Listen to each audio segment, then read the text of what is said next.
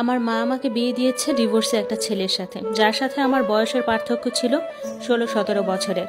তার সাথে আমার বিয়ের সম্পর্ক হওয়ার পরে আমি অনেক মানিয়ে নেওয়ার চেষ্টা করেছি, কিন্তু হঠাৎই সে আমাকে না বলে বিদেশ চলে যায়।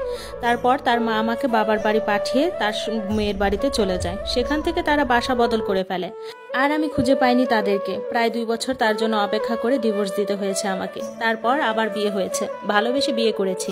এবার ভালোবেসে বিয়ে করে সে আমাকে এতটা যত্ন করেছে, স্বপ্নের মতো জীবন দিয়েছে আমাকে। আমার টুইন বেবি হয়েছে।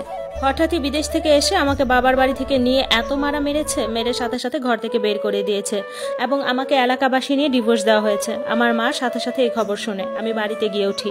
সেখান থেকেও আমাকে বাড়ি ছাড়া করে দিয়েছে। জন্মগতভাবেই আমি দুঃখিনী। আমার মা আমি পৃথিবীতে আসাতে খুশি হননি। আমার মা মনে প্রাণে চেয়েছিল একটা ছেলে সন্তান হবে, কিন্তু আল্লাহ আমাকে মেয়ে হিসেবে দুনিয়াতে পাঠিয়েছে। আমার মা তখন থেকেই আমাকে পছন্দ করে না। আমার ফুফু আমাকে লালন পালন করেছে। এবার বুঝেন যে আমি কতটা কষ্টে বড় হয়েছি। আমার ফুফু আমাকে ভাতের মার খাইয়ে বড় করেছে। আমার মা আমাকে দুধটা পর্যন্ত খাওয়াতে চাইতেন না, এমনটা করতেন আমার সাথে। আমার থেকে 2 বছরের ছোট আমার ভাই। আমার মায়ের স্বপ্ন পূরণ হয়েছে। আমার ভাইকে সমস্ত আদর দিয়ে বড় করেছে আমার মা। আমার মা আমার থেকে লুকিয়ে আমার ভাইকে খাবার খাওয়াতো, আমি দেখে ফেলবো এই জন্য। আমাকে কোনো খাবারই দিত না। একটা ঘটনা তো আমার স্পষ্ট মনে আছে, যা আমাকে আজও কষ্ট দেয়। আমার মা আমার ভাইকে ডিম সেদ্ধ করে কিংবা ডিম ভাজি করে লুকিয়ে খাওয়াতো। আমি যদি দেখে ফেলি, আমার যদি খেতে ইচ্ছে করে, আমাকে যদি ভাগ দিতে হয় এই জন্যে। ছোটবেলা থেকে আমাকে অনেক কষ্ট দিয়ে বড় করেছে। এতটা কষ্ট দিয়েছে, এতটা অবহেলা করেছে, বলতেও খারাপ লাগে। পড়াশোনাটাও করেছে অনেক কষ্টে। কলেজে যখন ভর্তি হই তখন অনেক কষ্ট করতে হয়েছে। আমার রিক্সা বা গাড়ি ভাড়া ছিল না। আমাকে কারণে অকারণে মারতেন। আমার ভাইও আমাকে মারতেন। আমার ছোট্ট আরেকটা বোন হয়েছে, বোনটাও আমাকে মারতো। এমন করতে করতে কলেজে যখন ভর্তি হই তখন থেকে আমার জীবনটা আরো নরক হতে শুরু করলো। আমার মা পারে আর না পারে যাকে তাকে পেয়ে আমাকে বিয়ে দিয়ে দেয়। আমার জন্য বিয়ের প্রস্তাব আসে। লোকটা আগে আরেকটা বিয়ে করেছে, বয়সের পার্থক্য প্রায় 17 বছরের মতো। আমার মা তার কাছে বিয়ে দিবে। আমি দেখতে শুনতে খুব সুন্দরী ছিলাম। আমাকে যদি কোনো ভালো ছেলে দেখতে আসতো, আমার মা রাজি হতো না। খরচ দিতে হবে, লোক খাওয়াতে হবে এই জন্যে। আর এই লোকটা তো আমাকে সমস্ত খরচ দিয়ে বিয়ে করে নিতে রাজি হয়েছে, সেই জন্য আমার মা আমাকে এখানে বিয়ে দিতে রাজি। আমি বিয়ে করে তাদের বাড়িতে চলে যাই। প্রায় 17 বছরের পার্থক্য একজন স্বামীর সাথে আমি মানিয়ে নেওয়ার বহু চেষ্টা করেছি। তারা ছিল হুজুর টাইপের, নামাজ রোজা করতে অনেক বেশি। আমি 5 ওয়াক্ত নামাজ পড়তাম, পর্দা করার চেষ্টা করতাম, কিন্তু তাদের মতো হতো না।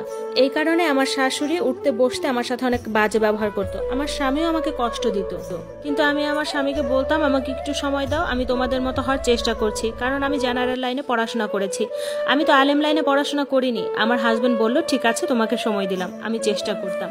আমার হাজবেন্ডের সাথে আমার প্রতিদিন কিন্তু শারীরিক সম্পর্ক হতো না, কিন্তু আমার শাশুড়ি প্রতিদিন ফজরের সময় আমাকে গোসল করাতো। গোসল না করলে ওনার মুখের দিকে তাকানো যেত না, উনি অনেক ঝামেলা করতেন। যাই হোক, এভাবে আমার সংসার জীবন চলছিল। একদিন হঠাৎ কথা নাই বার্তা নাই আমার হাজবেন্ড বিদেশ চলে গেল। আমার শাশুড়ি আমাকে বলল তুমি বাবার বাড়ি থেকে বেড়ায় আসো। আমি বাবার বাড়ি চলে গেলাম। আমার শাশুড়ি ঢাকা চলে গেল তার মেয়ের বাসায়। আর খবর নাই। বাড়িতে আসলে আমার শাশুড়িকে খুঁজে পাওয়া যায় না। মানুষ বলে যে মেয়ের বাসায় গিয়েছে। আমি তার মেয়ের বাসায় গিয়েছি, সেখানেও তাদের পেলাম না। তারা বাসা চেঞ্জ করে ফেলেছে।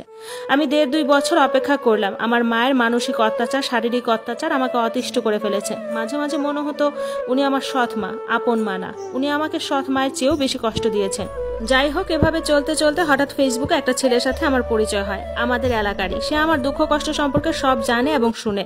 আমি অনেক সুন্দরী ছিলাম, সে আমাকে দেখে ভালোবেসে ফেলেছে। এখন বিয়ের প্রস্তাব দিয়েছে। সে আমাকে বলেছে তুমি ওই লোকটাকে ডিভোর্স দিয়ে দাও, তাহলে আমি তোমাকে বিয়ে করব। আর সে সত্যি সত্যি আমাকে খরচ পাঠিয়েছে। কোর্টে গিয়ে আমি ডিভোর্স দিলাম।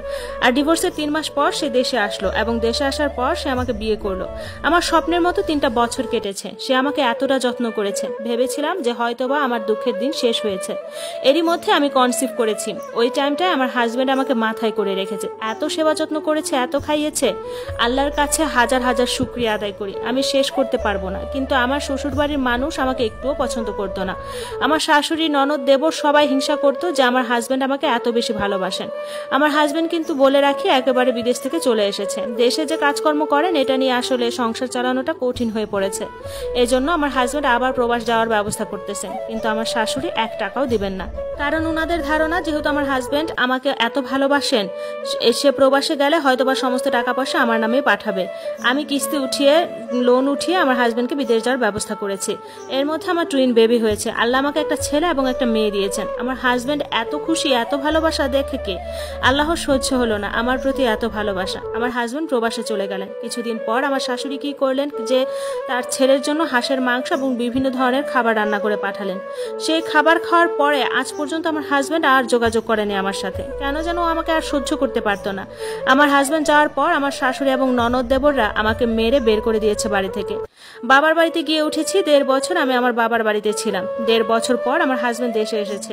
এর মধ্যে একটা টাকা খরচ কিংবা কোনো খোঁজ খবর আমার নেয়নি। তারা টোটালি আমাকে চায় না। আমার হাজবেন্ড সকালে এসে বিকেলেই তার সাথে তার বাড়িতে নিয়ে যায় আমাকে। নেওয়ার পর সে আমাকে এতটা মারে, মেরে মেরে আমাকে মৃত্যুর দ্বার প্রান্তে নিয়ে পৌঁছে দেয়। মেরে এলাকাবাসী ডেকে এনে আমাকে ডিভোর্স দিয়ে দেয় এবং আমার চরিত্রে দাগ লাগিয়ে দেয়। আমার ভাসুর, দেবর, আমার ভাগিনারাকে আমার খারাপ চরিত্রকেই দেখেছে। তারা তার কাছে এরকম নালিশ দিয়েছেন, যার কারণে সে 1.5 বছর আমার সাথে সম্পর্ক রাখেনি এবং আমাকে চরিত্রহীন কলঙ্ক দিয়ে ডিভোর্স দিয়ে দেয়। আমার সন্তানদের সহ আমাকে বাড়ি থেকে বের করে দেয়। আমি সাথে সাথে আমার বাবার বাড়িতে চলে আসি। আমার মাও আমাকে আমার সন্তানদের সহ ওই রাতেই বাড়ি থেকে বের করে দেয়। আমি আমার সন্তানদের নিয়ে আমার এক বান্ধবীর বাসায় উঠি। আমার বান্ধবী আমাকে আশ্রয় দিয়েছেন। কয়েকদিন আমি আমার বান্ধবীর বাসায় ছিলাম আমার বুক ফাটা আর্তনাদ আর যন্ত্রণা নিয়ে। আল্লাহ সাক্ষী আছে আমি আমার চরিত্রে 1 বিন্দু পরিমাণ দাগ লাগতে দেইনি। আমার আল্লাহ সাক্ষী আছে আমি কতটা ভালোবাসি আমার হাজবেন্ডকে। আল্লাহ সাক্ষী আছে আমি কতটা চেষ্টা করেছি আমার 2টা সংসার টিকিয়ে রাখার জন্য, কিন্তু আমার কোথাও জায়গা হলো না। আমার জন্মদাত্রী মা আমাকে বাড়ি থেকে বের করে দিয়েছেন। আমার স্বামী 2 সন্তান নিয়ে আমাকে বাড়ি ছাড়া করেছে। আমার প্রথম স্বামী আমাকে না জানিয়ে বিদেশ গিয়ে নিরুদ্দেশ হয়ে গিয়েছে। আমি পাগলের মতো হয়ে গিয়েছি, আমি নিঃস্ব হয়ে গিয়েছি। আমার বান্ধবী আমাকে একটা বাসা ভাড়া নিয়ে সেখানে উঠিয়ে দেয়। এখন আমি কিছু টিউশনি করে তারপর 2 বাচ্চা নিয়ে চলতেছি। আমি আমার বাচ্চা দুটোকে এখন মাদ্রাসায় ভর্তি করিয়েছি। আমার এখন খরচ চালানো আমার জন্য কঠিন হয়ে দাঁড়িয়েছে। আমি বুঝে উঠতে পারি না আমার জীবনে কি আল্লাহ কোনো সুখ লিখে রাখেননি, কোনো রকম শান্তি রাখেনি। আমি আপনাকে গল্পটা পাঠালাম, যদি ভালো লাগে প্রচার করবেন। আমি চরিত্রহীন না, শুধু এতটুকুই বললাম।